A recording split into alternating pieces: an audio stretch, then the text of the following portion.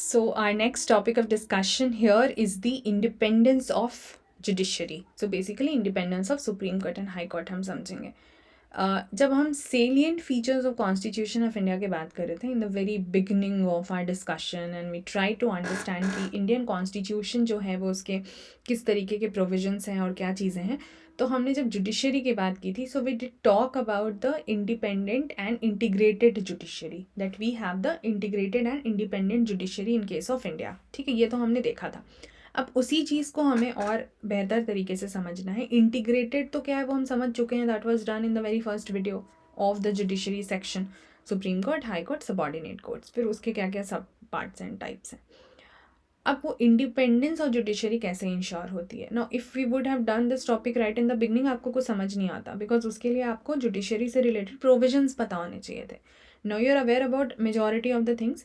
सिर्फ जुरिस्डिक्शन बाकी रह जाता है, वो थोड़ा बड़ा टॉपिक भी है, डिटेल्ड है, उसको हम आगे छोटे छोटे वीडियोज़ में करेंगे. बट मोर और less you know the constitutional provisions हमने कर लिए हैं सारे.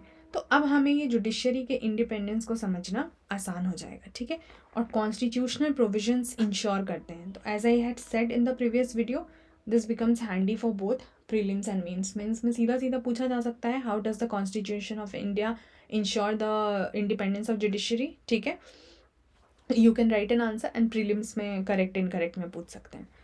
द फर्स्ट थिंग, अच्छा इसमें हम 10 चीज़ें समझेंगे. 10 पॉइंटर्स में will try to cover this independence of judiciary. The first thing says about the mode of appointment. ठीक है, कि अपॉइंटमेंट ऑफ जजेस कैसे होते हैं. अब हमें पता है कैसे होते हैं. तो सबसे पहले तो we know the appointing authority for both high court and supreme court जजेस, प्रेसिडेंट. बट यहाँ कैबिनेट क्यों लिखा हुआ है. कैबिनेट इसलिए क्योंकि आपको पता है कि उनको भी तो aid and advice of the council of minister आपने शुरू में पढ़ा था. अब वो बार बार रिपीट करने की ज़रूरत नहीं है. और काउंसिल ऑफ मिनिस्टर और कैबिनेट में क्या रिलेशन है वो भी मैं पढ़ा चुकी हूँ. Everything is done. सो अब वो बिल्डअप कॉन्सेप्ट जो आपको खुद समझना पड़ेगा कि कहाँ पे वो लिंकेज कैसे बैठता है. ठीक है, सो प्रेसिडेंट मतलब कैबिनेट, क्योंकि उन्हीं के एड एडवाइस से बात होगी in consultation with the member of judiciary itself, जो हमने कोलिजियम सिस्टम की बात की थी. ठीक है, क्योंकि एनजैक इसी नाम पर ख़त्म हुआ था, तो जुडिशरी के ही मेंबर्स सपोर्ट कर रहे हैं, मतलब कंसल्ट कर रहे हैं. So it curtails the absolute discretion of executive. अगर सिर्फ हम एग्जीक्यूटिव के मेंबर्स को रखते तो उनका एब्सोल्यूट, भले वहाँ पर हैं लोग लेकिन जुडिशरी के भी तो मेंबर्स हैं ना, तो एब्सोल्यूट डिस्क्रिशन तो नहीं है एग्जीक्यूटिव का. ठीक है, and it ensure such appointments are not based on any political और प्रैक्टिकल कंसिडरेशन. क्योंकि अब अगर आप जजेस भी पॉलिटिकल, जो कि एक स्टार्टिंग में हमने 2 केसेस ऐसे देखे हैं जहाँ पर कि सीनियर मोस्ट जज को नहीं बनाया गया था chief justice of India for the political reasons, तभी सुप्रीम कोर्ट ने बाद में उसको फिक्स कर दिया. तो इसलिए हमें समझना पड़ेगा कि अगर जजेस को भी हम, जो कि जुडिशरी मतलब इट्स ऑल अबाउट जस्टिस, अगर आपको जहाँ जस्टिस देना वहाँ भी बायसनेस और पार्शियलिटी हो तो जस्टिस जस्टिस कैसे रह जाएगा. So therefore we need not have any, we should not have any political या practical considerations, and therefore the mode of appointment of the जजेस becomes very important. Then we have the security of tenure. कैसे हम उनके tenure के security को ensure करते हैं, because हमें पता है कि उनका टेन्योर ख़त्म होने से पहले अगर रिमूवल होता है तो वो रिमूवल सिर्फ प्रेसिडेंट द्वारा किया जा सकता है, and that too in the manner and grounds mentioned in the constitution. Grounds हमें पता है, प्रूव्ड मिसबिहेवियर एंड इनकेपेसिटी, और मैनर हमने पूरा पढ़ लिया था. ठीक है, कि पार्लियामेंट से दोनों हाउसेस से पास होंगे and then special majority etcetera etcetera. तो हमें समझ में आएगा कि काफ़ी स्ट्रिक्ट प्रोसीजर है रिमूवल का, यूं ही नहीं हटा सकते. तो हम टेन्योर की सिक्योरिटी दे रहे हैं और किसी भी दूसरे ग्राउंड पे भी नहीं दे सकते. जो कॉन्स्टिट्यूशन में दिया गया है प्रूव्ड मिसबिहेवियर एंड इनकेपेसिटी, वही होगा यहाँ पे. So no office holding can happen during the president's pleasure. Please समझिए, द जजेस will not hold the office during the pleasure of the president. फिर आप बोलोगे कि रिमूवल तो उनके द्वारा किया जा रहा है. उनके द्वारा ज़रूर किया जा रहा है, लेकिन पूरा प्रोसेस पार्लियामेंट से होके जा रहा है ना.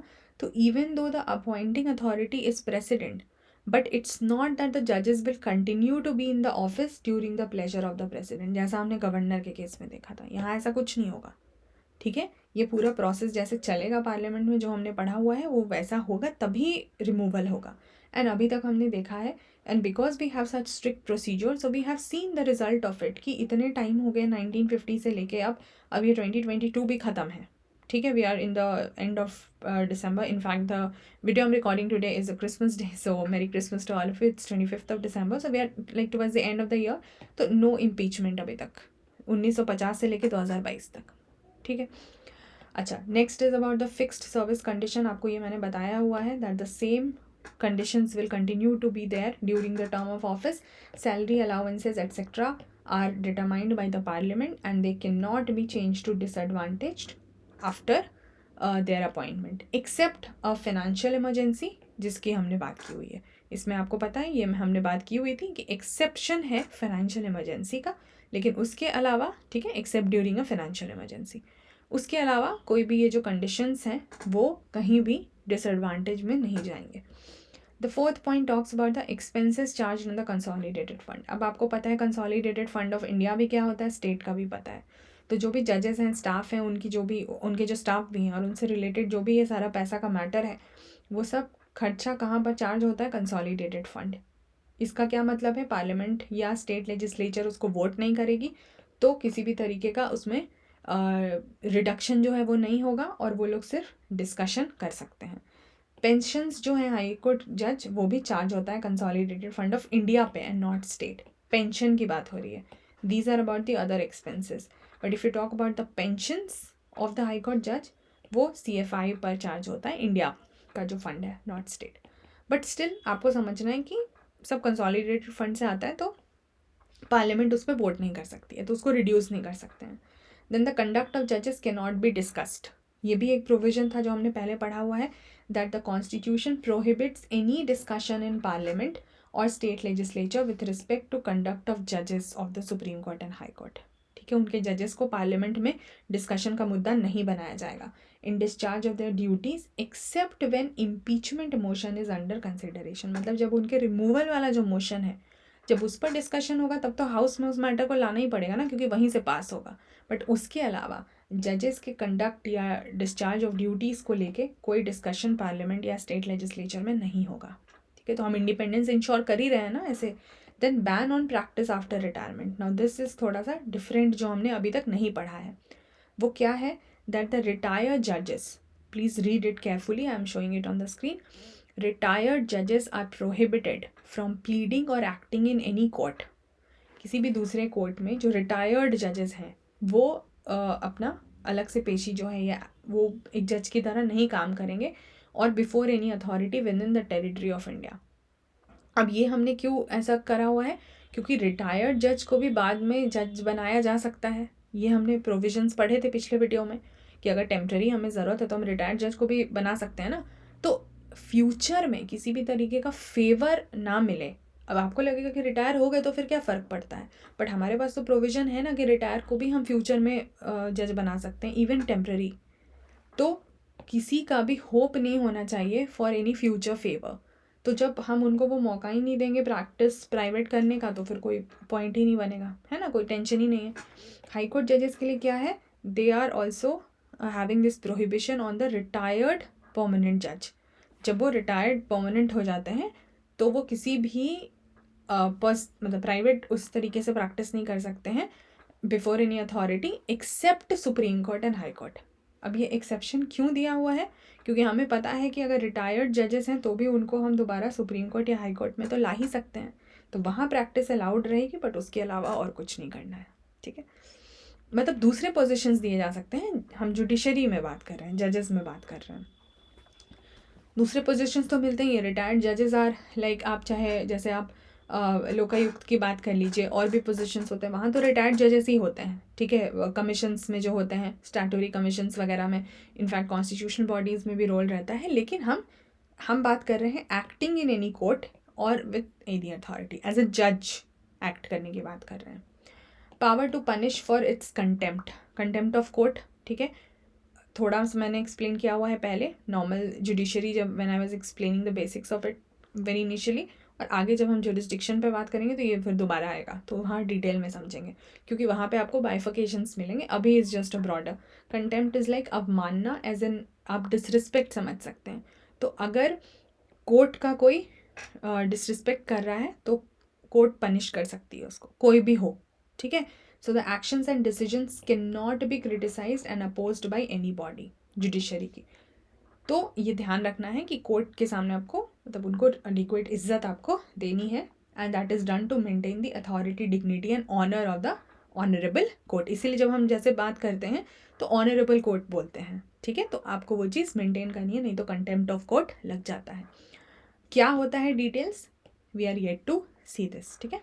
Freedom to appoint its staff, ये प्रोविजन हमने पढ़ा हुआ है कि सीजेआई या फिर चीफ जस्टिस जो हैं वो अपने ऑफिसर्स जो हैं या सर्वेंट्स सुप्रीम कोर्ट या हाई कोर्ट के, उनको अपॉइंट कर सकते हैं without any interference from executive, ठीक है। एग्जीक्यूटिव का कोई इंटरफेरेंस नहीं चाहिए, वो अपने हिसाब से अपॉइंट कर सकते हैं, एंड सर्विस कंडीशंस भी प्रिस्क्राइब कर सकते हैं। Then the jurisdiction can not be curtailed, court का जुरिस्डिक्शन कर्टेल नहीं हो सकता है, चाहे वो पार्लियामेंट हो, चाहे वो पार्लियामेंट और स्टेट लेजिस्लेचर हो, वो कोर्ट का जुरिस्डिक्शन नहीं कर्टेल करेंगे। जुरिस्डिक्शन कर्टेल करना मतलब जुरिस्डिक्शन कम करना, कि आपको अभी तक पता है कि मेरे दायरे में इतना काम है और हमने कम कर दिया। हाउ एवर सुप्रीम कोर्ट के केस में पार्लियामेंट जुरिस्डिक्शन को एक्सटेंड कर सकती है, बढ़ा सकती है। पार्लियामेंट और state legislature can change the jurisdiction and powers of high court in other respects except the one specified in the constitution. तो कुछ चेंजेस जरूरी है, देखिए कर्टेल नहीं करना है। अब मान लीजिए कि एक जगह से हाई कोर्ट का जुरिस्डिक्शन हट के दूसरी जगह जा रहा है, तो आप तो चेंज कर रहे हो ना सिस्टम को, कहीं तो वो मिल ही रहा है, लेकिन आप उसको कर्टेल करके घटा नहीं सकते हैं। तो कॉन्स्टिट्यूशन में जो चीज़ें दी गई हैं सिर्फ उसी हिसाब से वो चेंजेस किए जा सकते हैं, उसके अलावा नहीं। And then separation from executive, ये हमने पहले भी पढ़ा हुआ है। तो डीपीएसपी जो है आर्टिकल 50 वो साफ साफ कहता है कि step should be taken to separate the judiciary from executive in the public services. तो इसका क्या मतलब होता है, सेपरेशन ऑफ पावर जैसे हमने पढ़ा हुआ था उसी का ये एक हिस्सा है कि जुडिशरी और एग्जीक्यूटिव अलग अलग होने चाहिए, ताकि executive should not possess the judicial powers, ठीक है। तो ये कहाँ से इंश्योर होता है, दिया तो डीपीएसपी में है, लेकिन इस चीज़ को इंश्योर किया गया है सीआरपीसी में, क्रिमिनल प्रोसीजर कोड 1973। तो हमारा जुडिशरी एग्जीक्यूटिव से सेपरेटेड है, और ये प्रीलिम्स में आया हुआ क्वेश्चन है, ये प्रीलिम्स में आया हुआ क्वेश्चन है। कंटेम्प्ट से रिलेटेड क्वेश्चन आए हुए हैं, ये वाला जो पॉइंट है इससे रिलेटेड आए हुए हैं, ये क्वेश्चन आपसे पूछा जा सकता है रिटायरमेंट वाला। तो I hope you are understanding. फिर ये जो अपॉइंटिंग ऑफिसर्स एंड सर्वेंट्स का परमिशन है, ये पूछा जा सकता है। तो आपको दिख रहा होगा कि प्रीलिम्स में भी इसमें से मोड ऑफ अपॉइंटमेंट और ये सब तो है ही, बहुत सारे ऐसे क्वेश्चंस हैं जो पूछे जा सकते हैं। बाकी मेंस के लिए तो you get a full fledged answer, 10 pointers हैं, आप उसको इलेबोरेट करेंगे तो even if you get 150 words और 250 वर्ड्स, आपके पास सफिशिएंट मटेरियल है to write the answer. Okay, so now we are done discussing about all the important pointers of judiciary except the jurisdiction. चूँकि ये सबसे इंपॉर्टेंट चीज़ है और इसमें थोड़ा वक्त लगेगा, हमारे पास एक अच्छा खासा लंबा सेशन होने वाला है, हम छोटे छोटे वीडियोस में उसको बांटेंगे जहाँ हम पावर्स एंड जुरिस्डिक्शन की बात करेंगे। तो आपको दिखेगा कि हमें बहुत सारे जुरिस्डिक्शंस कवर करना है, तो वो हम आराम से करेंगे इन द कमिंग सेशंस, ठीक है। फॉर द टाइम बीइंग हमने इंडिपेंडेंस कर लिया और उसके पहले के सारे छोटी छोटी चीज़ें कर ली हैं। तो I will now see you guys in the next video. Till then bye bye, take care.